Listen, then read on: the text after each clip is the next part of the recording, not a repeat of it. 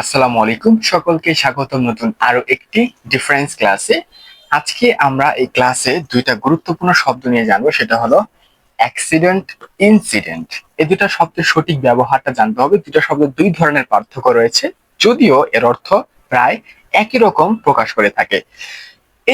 এই কনসেপ্ট গুলো কিংবা এই ডিফারেন্স শব্দগুলো জানার একটাই উদ্দেশ্য, সেটা হলো আপনি যদি 100% অ্যাকুরেট স্পিকিং করতে চান, রাইটিং করতে চান, এটার জন্য আপনার 100% এই ধরনের শব্দের পার্থক্য গুলা জানতে হবে।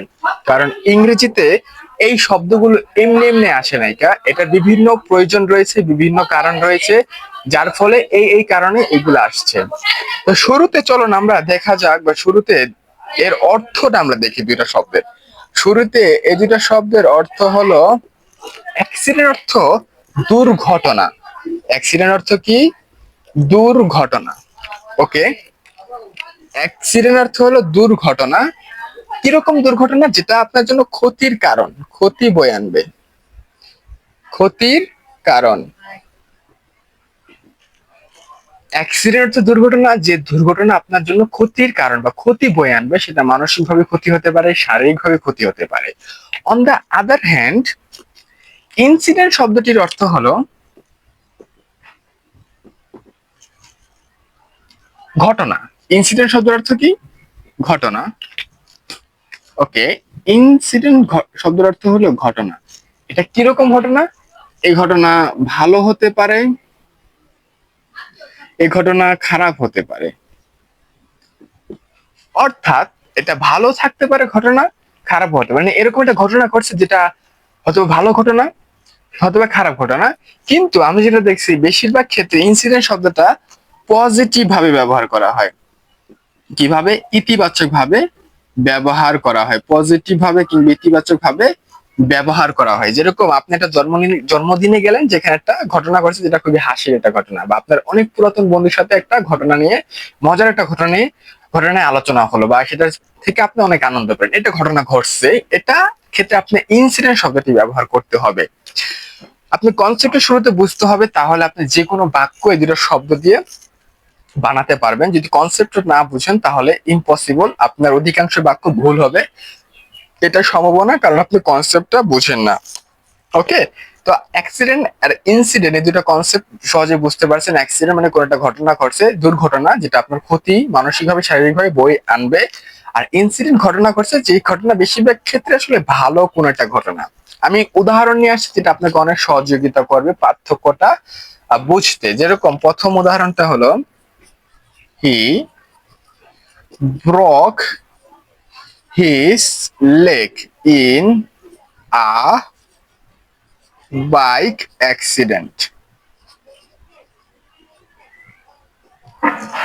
He broke his leg in a bike accident. আমি ইনসিডেন্ট নিয়ে একটা উদাহরণ নিয়ে আসছি। যেরকম, there was a funny incident at the party. এর অর্থ হলো, প্রথমটার অর্থ যদি ধরি, যে হি ব্রোক হিজ লেগ মানে সে তার পা ভেঙে ফেলেছিল। কিসে? In a bike accident, bike দুর্ঘটনায়। দেখেন, বাইক অ্যাক্সিডেন্ট, বাইক দুর্ঘটনায় তার পাটা ভেঙে গেল। তার মানে কি? এটা তার শারীরিকভাবে ক্ষতি বয়ে আনছে, এরকম একটা ঘটনা যেটা তার শারীরিকভাবে ক্ষতি বয়ে আনছে, সেজন্য আমরা কি অ্যাক্সিডেন্ট শব্দটি ব্যবহার করলাম। On the other hand, there was a funny incident. There was a funny incident at the party. যে পার্টিতে একটা মজার ঘটনা ঘটেছিল। তাহলে কি টাইপের ঘটনা? মজার ঘটনা। এখন মজার ঘটনা তো ভালো ঘটনা, মজার ঘটনা মানে কি? ফানি ইনসিডেন্ট মানে মজার ঘটনা, যেটা মানুষের ক্ষতি আনবে না, যেটা মানুষকে আনন্দ দিয়েছে বা আনন্দ দিবে। অর্থাৎ এরকম শারীরিকভাবে মানসিকভাবে আনন্দ দিয়েছে, এরকম ঘটনা। সেই ক্ষেত্রে আমরা কি বসেছি? ইনসিডেন্ট ঘটনা, ইনসিডেন্ট শব্দটা ব্যবহার করছি। আর কোথায় ঘটেছে? পার্টির সময় ঘটেছে। তাহলে একটা জিনিস খেয়াল করেন আপনি, ইনসিডেন্ট এবং অ্যাক্সিডেন্ট দুটার পার্থক্য দিন শেষে যেটা দাঁড়ালো, এরকম একটা ঘটনা যেটা আপনার শারীরিকভাবে ক্ষতিকর, সেই ধরনের ঘটনার ক্ষেত্রে অ্যাক্সিডেন্ট শব্দটি ব্যবহার করা হবে।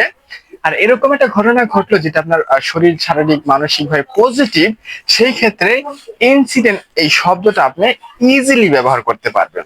আশা করি আজকের এই ভিডিও দেখা থেকে অ্যাক্সিডেন্ট ইনসিডেন্ট দুইটা শব্দ সহজেই বুঝতে পারছেন। তো দেখা হচ্ছে পরবর্তী ভিডিওতে, সেই পর্যন্ত ভালো থাকবেন, অবশ্যই ইংরেজি চর্চা চালিয়ে যাবেন।